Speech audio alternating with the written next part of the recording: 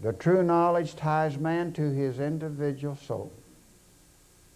The soul is a living state of consciousness which belongs to each person according to the way they build it. It's called a living soul. And Jesus said, what profit a man to gain the whole world and lose his living soul? This living soul is the opportunity that the creative God has given to each of us. Now you can build it on the basis of good and evil, or you can build it on the basis of righteousness. The righteousness of consciousness under the divine laws that are unchangeable. And when we begin to learn about the unchangeable laws, the immutable laws of the divine awareness that puts this whole thing into its great motion, we either become a beautiful master of our own state of consciousness, or we become a devil trying to rule everybody else. It's a very simple thing.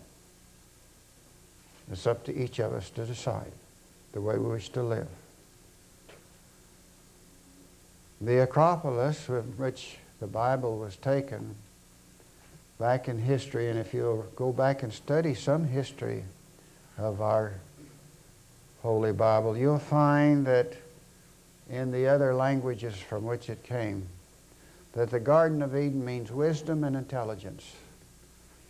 And when you and I stepped out of the Garden of Eden, we stepped out into a free will state of life.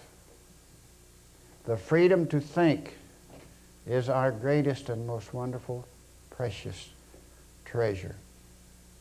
The freedom to think for ourselves and not be programmed or put into a state in which we have to be forced to think like someone says we have to do.